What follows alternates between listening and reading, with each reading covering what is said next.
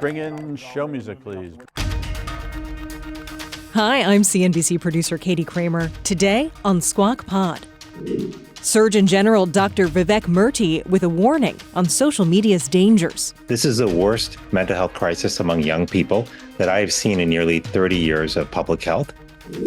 Decoding crypto's role as fundraisers in the 2024 election, our Emily Wilkins reports. They're banking right now that they are on a bit of an upswing.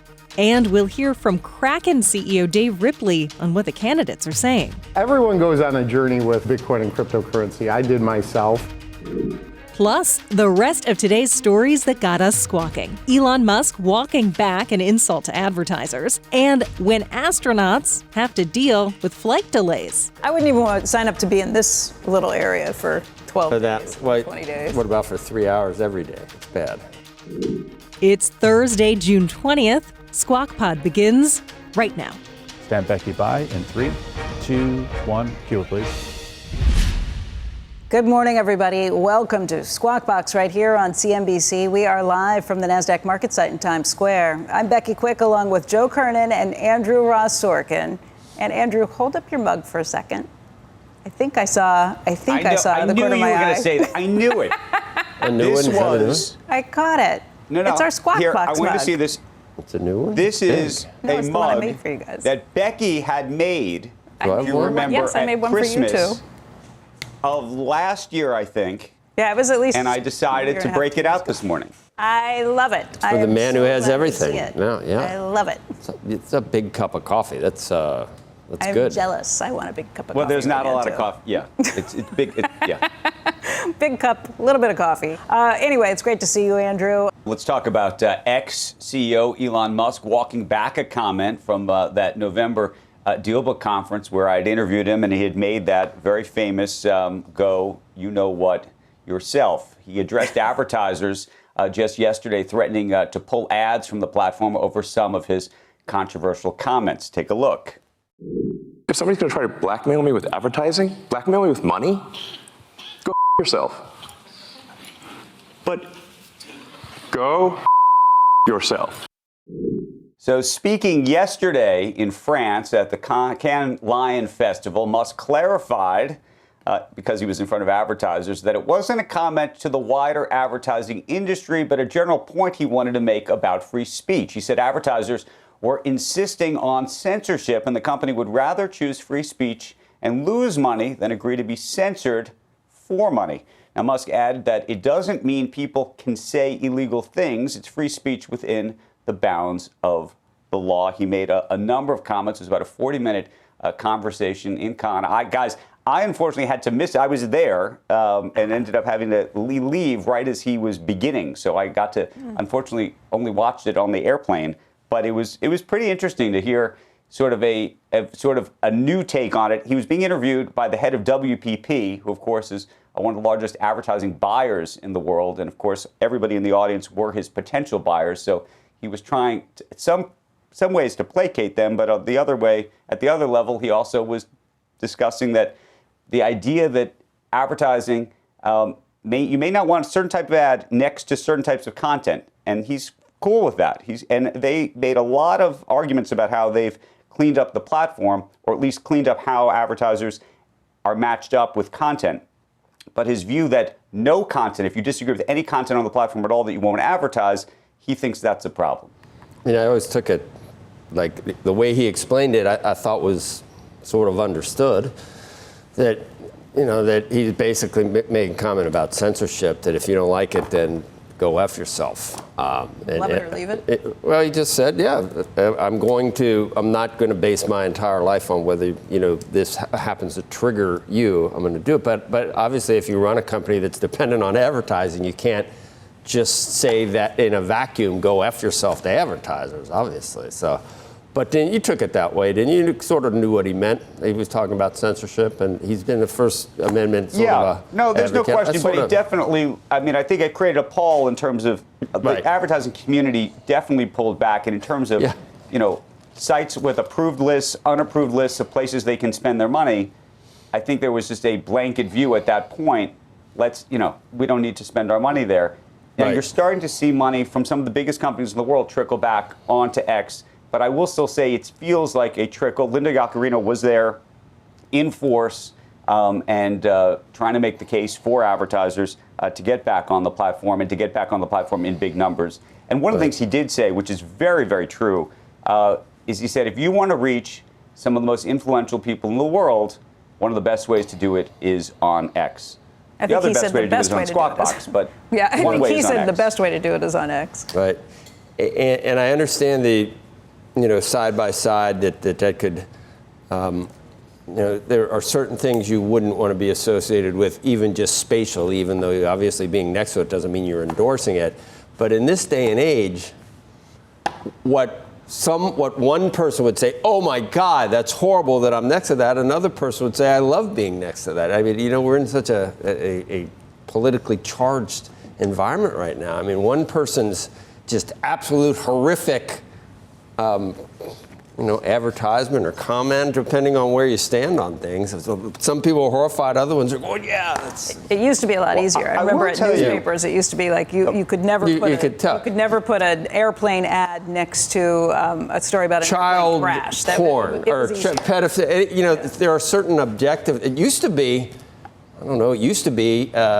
anti-Semitism. You couldn't be next. I don't even know if that's now. I don't know anymore.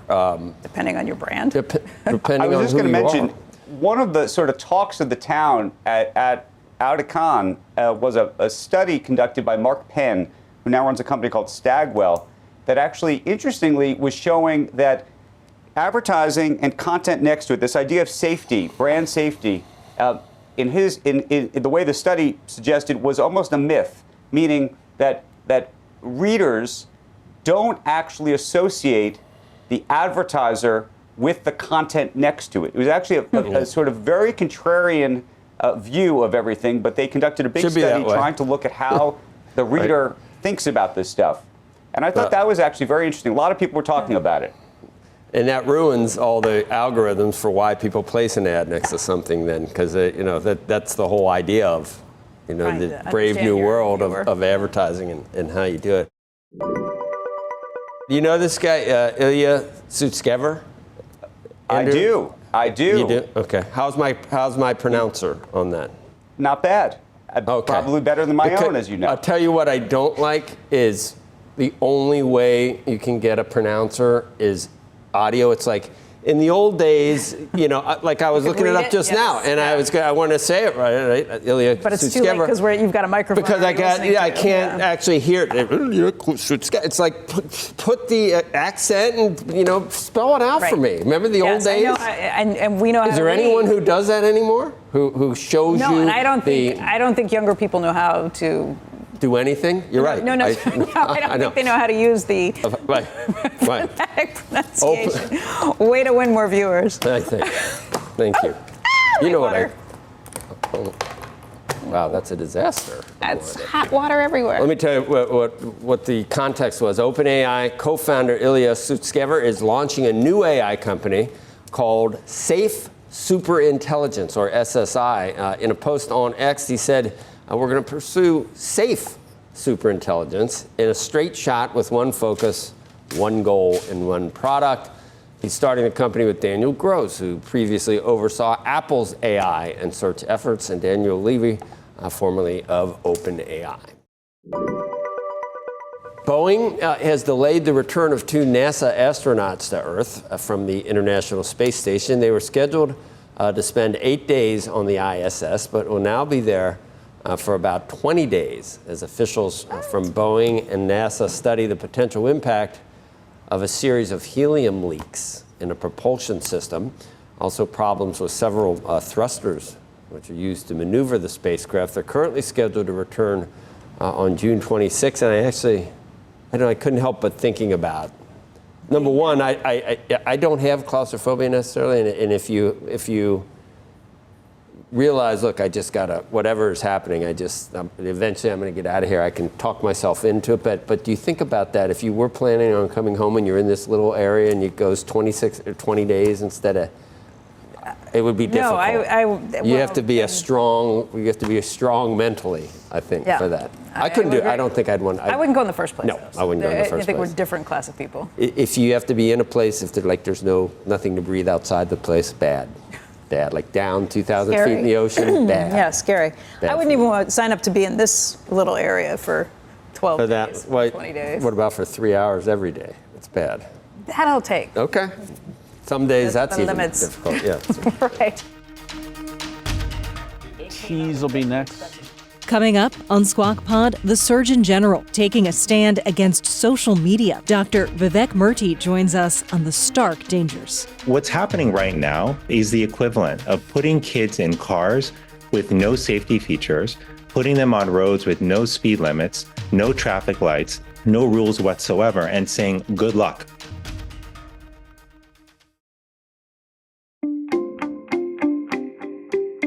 Welcome back to Squawk Pod. And you are watching Squawk Box right here on CNBC. I'm Andrew Sorkin, along with Joe Kernen and Becky Quick. Joe, did you ever have multiple telephone lines in your house? No. Back in the day? No, Never did. The landline is. Did you have call waiting, like where you'd press the button so you could take a second call has on the same line? No. No, I don't think so. Now the landline doesn't even. Our phones don't work right, Andrew. Really? So sometimes they ring, but then you try to pick it. So we don't really have a landline. So I was sort of like. Why are you paying I'm like for sort it? of a millennial, but not on purpose. And But you're I still can paying see, for it, so I you're can not. see, I can see this. Yeah, I can see the spammy call on the TV where it's coming from, and I know it's spam, so I'm not too concerned. And then if I look at who did call, I could always call back if it's actually something that I needed to. I can't remember the last person I wanted to talk to who called me on a landline. Right. You know, I can't remember the last person I wanted to talk to on either a landline or a mobile. Let's look at let's look at the emergencies you need to answer. Hopefully there aren't any. The Surgeon General taking on social media platforms to combat what he is calling an emergency mental health crisis. In a New York Times op-ed piece, the Surgeon General writes, it's time to require a Surgeon General's warning label on social media platforms stating that social media is associated with significant mental health harms for adolescents. The Surgeon General, Dr. Vivek Murthy, joins us this morning. And Dr. Murthy, thank you for being here today. This is something, the move that you made earlier this week was one that definitely caught our attention, and I'm sure a lot of other people's as well. Explain why you think that this is a situation that warrants that sort of a label. Well, we're living in the middle of a youth mental health crisis. This is the worst mental health crisis among young people that I have seen in nearly 30 years of public health. And it has now become increasingly clear that one of the key drivers of that mental health crisis is, in fact, social media. We have to keep in mind that adolescents are not just small adults. They're at a unique phase of brain development where they're particularly sensitive to social suggestion, to social comparison, and their impulse control is not fully developed either. And what we are seeing is, unfortunately, many young people are exposed to significant harms online, whether it's sexual content, violent content, whether it's bullying and harassment, including from strangers, or exposure to features that would seek to manipulate their developing brains into excessive use.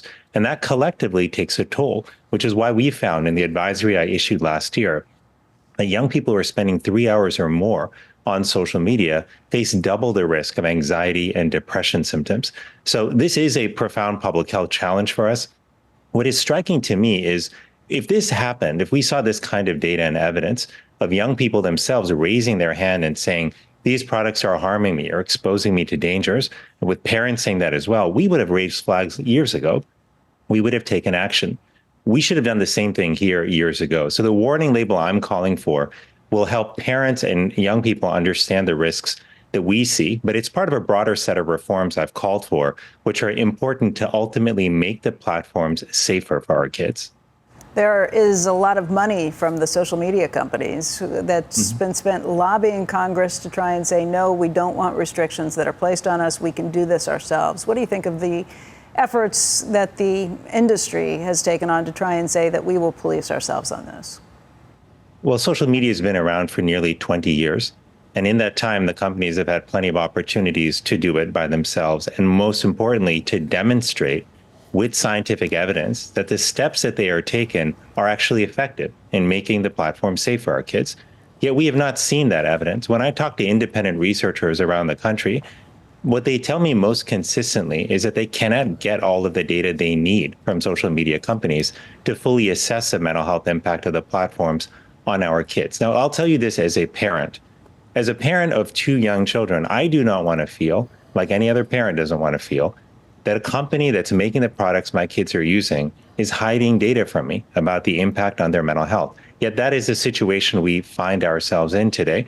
So, if companies are taking actions, that's great. But what we need to see as Americans is proof that these are actually effective in keeping our kids safe. And right now, there's plenty of evidence to say that the platforms are still not safe for our children. Hey, Doctor, long before social media, adolescence, before high school, during high school, we know what goes on. And just to play devil's advocate for a second, I mean, you don't necessarily shoot the messenger. These are all, it's almost human nature, the way some of the stuff that you see.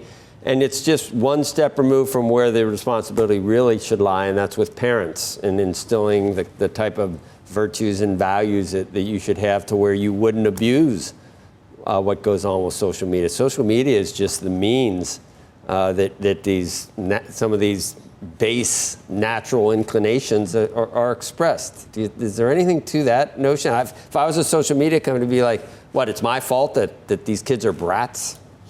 I'm so glad that you bring this up, because it's a very reasonable question to ask. What's different with these platforms now compared to what childhood has been like for generations, for many of us when we were growing up? Here's what's fundamentally different. The platforms have transformed childhood for kids. They have. When I was growing up, maybe I got bullied by some kids in my class. Maybe if I did something dumb in school, maybe 30 kids in my class knew about it. The world is very different now for children. You do something that perhaps you're embarrassed by, and thousands of people may be seeing it because it's recorded, it's posted. The bullying and harassment can be 24/7. It is at a scale that is unprecedented. And the other thing is, we're seeing on these platforms, they've become a medium to introduce harmful content to kids that they never sought out. I've encountered so many parents and young people who themselves told me that they went through a difficult breakup and then found that the algorithm started feeding them content about taking their own life. In several cases, I've talked to parents whose children ultimately did take their own life after the algorithm fed them videos about not only suggesting suicide, but walking them through how they would actually take their own life. This was not happening at this scale when we were growing up. So what's happening right now is the equivalent of putting kids in cars with no safety features, putting them on roads with no speed limits, no traffic lights, no rules whatsoever, and saying, good luck. We hope it turns out okay. We can do better than that. Yes, of course, there's a responsibility for parents. Parents need to, of course, set a good example for their kids in their own use of social media. They need to be involved in having conversations with their children so they understand what they're doing on social media. But I'll tell you this, we have put parents in an impossible situation to monitor a technology that they didn't grow up with, that's rapidly evolved, beyond which most of us would reasonably be able to manage. And we've told them that this is all on your shoulders. And the mom I wrote about in my op-ed in the New York Times, Lori from Colorado, who lost her beautiful daughter, Anna, to suicide after she was mercilessly bullied and harassed on social media. This mom was doing everything that we would think a parent should do. She set rules for her children about what kind of social media they could use and couldn't use. She monitored their phone every day. Yet what she found was that there were sophisticated means of hiding apps. Her daughter ended up having multiple accounts that she didn't know about, despite being incredibly diligent and vigilant as a parent. So we've got to have the backs of parents and kids on this. We've ultimately pitted children and their parents against some of the most well-resourced companies with some of the best product engineers in the world who are using cutting-edge brain science to make sure that our kids are maximizing how much time they spend on these platforms. That is not a fair fight. And that's why I've called on Congress to not only put a warning label in place, but to put in place a series of steps and guardrails that would protect kids from the kind of harmful content we're talking about, from the manipulative features which suck them into sort of excessive use. And if we don't do that, then we're ultimately consigning our children, I worry, to serious harms that are fueling the mental health crisis that we're seeing Surgeon General.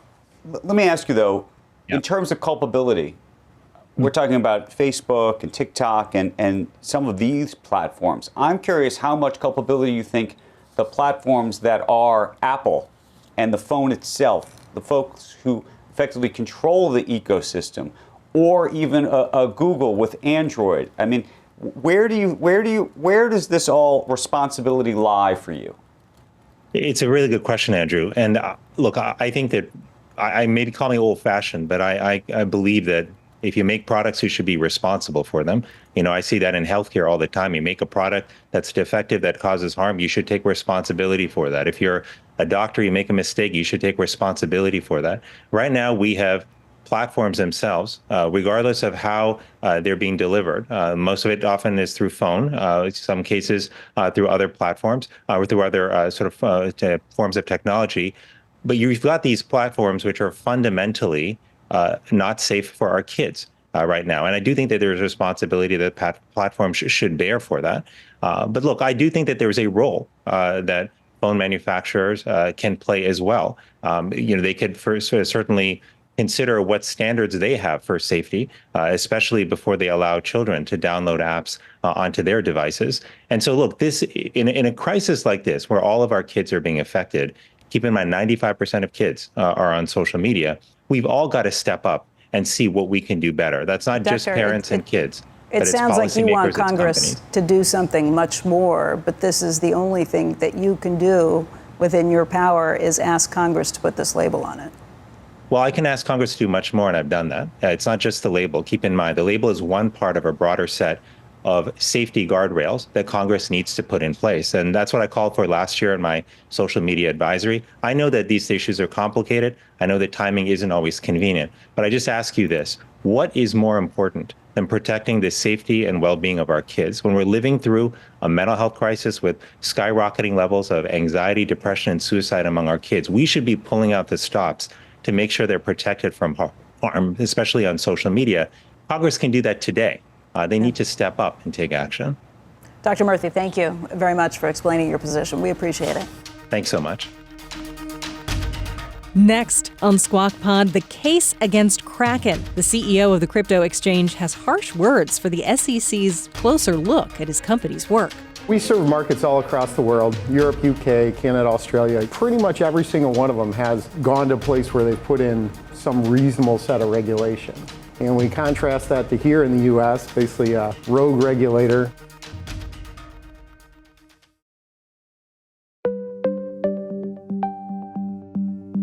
You're listening to Squawk Pod from CNBC. Here's Becky Quick. Crypto companies are trying to put money to work in Washington ahead of the November election. Emily Wilkins joins us right now. She's got more on that front. Good morning, Emily. Morning, Becky. Well, yeah, crypto groups are positioning themselves to be makers or breakers in key races this November and generally expand their influence in D.C.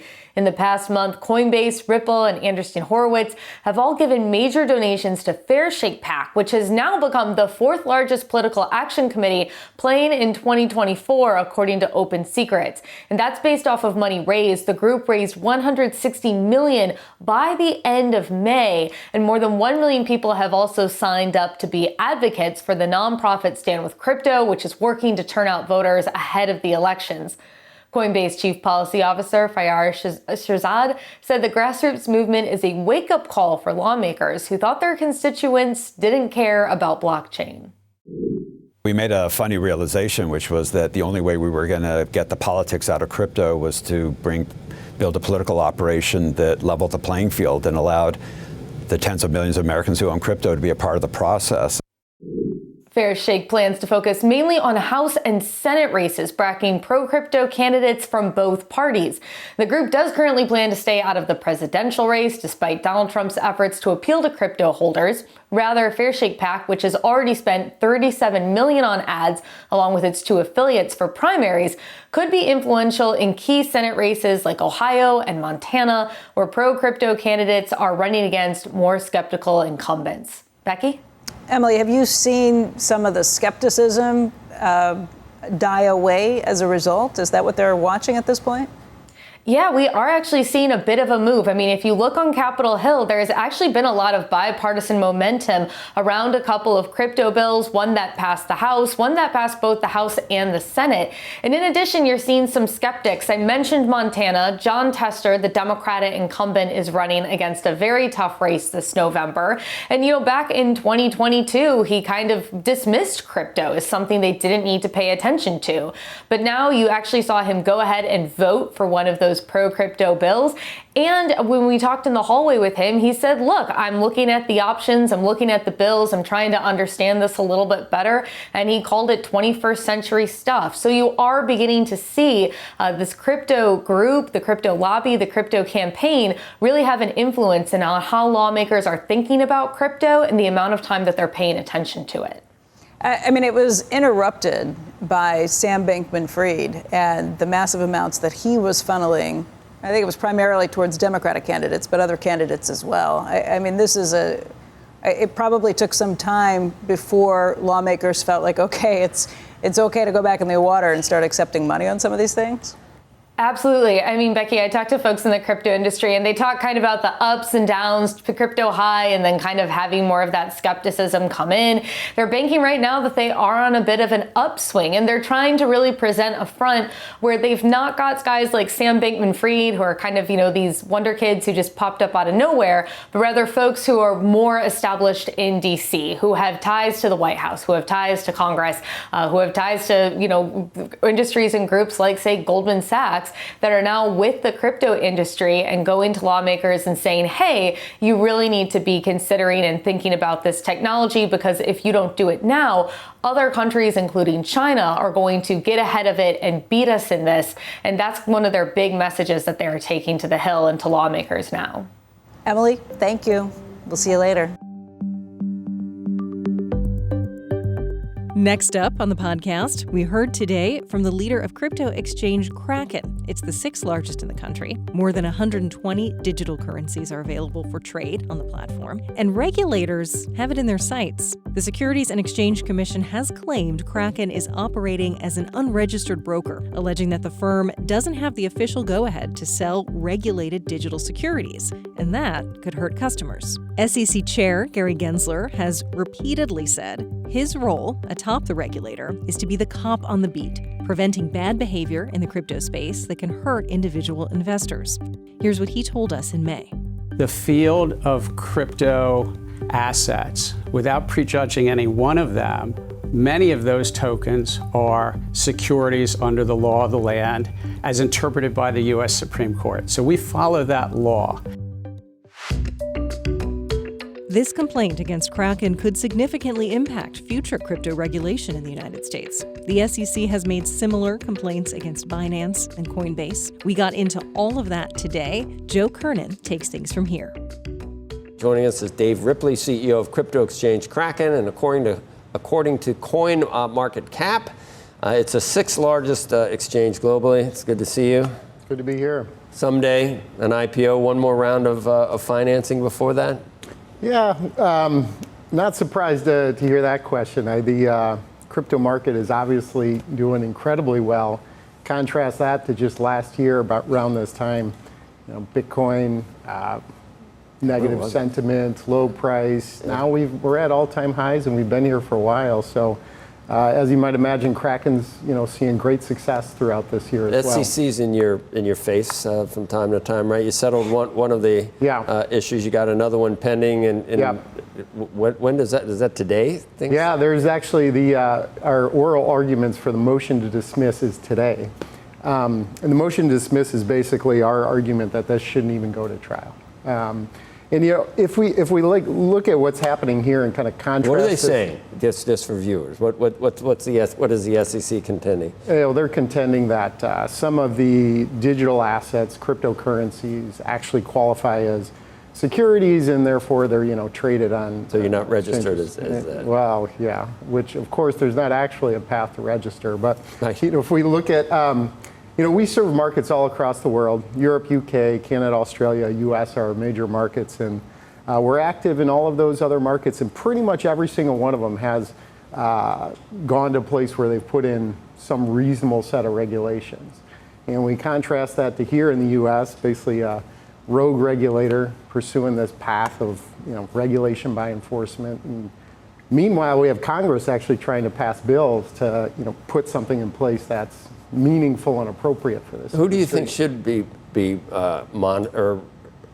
regulating the industry if it's not the SEC? What would you like Congress to do? Well, right now there's a bill that actually just passed the House with solid bipartisan support, 279 votes, I believe, the Fit 21 bill. And that actually puts forth a structure where both the CFTC and the SEC would regulate depending on the digital assets. So, for the most part, many of the digital assets would actually come under the purview of the CFTC.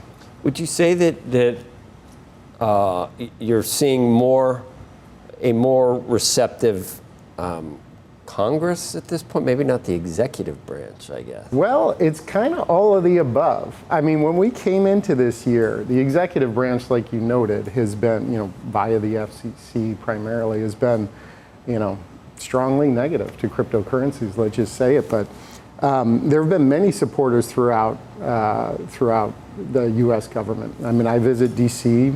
periodically and met with many people in Congress, the Senate, and there are a number of supporters there. And I think over the past several, maybe 2 months or so, we've seen kind of strong support and now bipartisan support as well.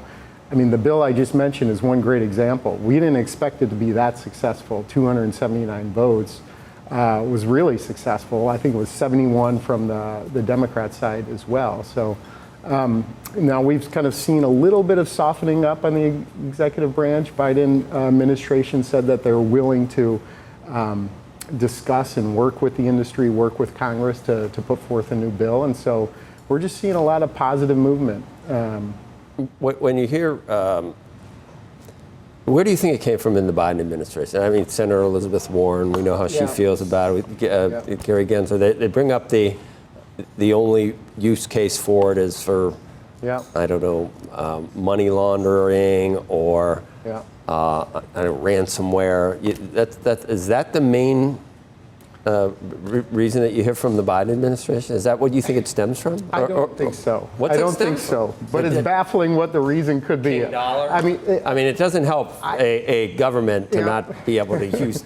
Yeah, sure. But the reality is that there's right now, if we talk about stable coins, the U.S. dollar stable coin with huge adoption there, over $100 billion of adoption. That's something that actually kind of promotes the usage of the dollar, not just here in the U.S., but globally. And many of the stable coins also coming into the regulatory fold, regulatory compliant, as is Kraken, following the regulations that are in place for anti-money laundering and so forth. So I really don't think that's the answer, but it is baffling because then you ask the question, well, what could it be? And it's a bit of a mystery. So the election's coming. Do you think former President Trump is sincere about his recent comments about crypto? Does he understand crypto, Bitcoin? Do you take him at his word that it would be a friendlier touch? Yeah, everyone goes on a journey with Bitcoin and cryptocurrency. I did myself, and his comments on Bitcoin and cryptocurrency are recent. So I would hope that he's kind of on that learning journey, learning more about it. When individuals actually take the time to learn about Bitcoin and cryptocurrency, it's almost always a positive outcome. 2024 will be the year of more accommodating regulation and an IPO for your company? So 2025 was your question? I think... No, 2024. Oh, this year. Okay, we got to go quicker. No, 2025. 2025 then is more... You can change it. So the accommodating regulation, I think we're absolutely on our way with the passage of this bill in the House, and potentially we get there this year with the passage but for you, of the bill. 2025. And then as far as Kraken, fundraise, IPO, all these things are out there. It's timing is not something that we're defined specifically at this point in time. Okay. Thanks. Thank you. Dave Ripley, believe it or not. Yeah. You got it. You got it. You've heard that before, I'm sure. Mm-hmm. Do you know Jaws was released 49 years ago today? Everything was released. Everything's 50 years old. I know. Years ago. Do you still listen to the radio? Is there any new music that's any good? The kids every once in a while find something that's pretty poppy and jingly, but I just can't name it. It's just amazing to me that maybe it's the stations I'm on. 9 years ago. Yeah. We're going to need a bigger pod. Oh, no, we can't. That is all we have time for today on Squawk Pod. Thank you for listening. Squawk Box is hosted by Joe Kernen, Becky Quick, and Andrew Ross Sorkin. Tune in weekday mornings on CNBC at 6 Eastern. And to get the smartest takes and analysis from our TV show right into your ears, follow Squawk Pod wherever you get your podcasts. We'll meet you right back here tomorrow. We are clear. Thanks, guys.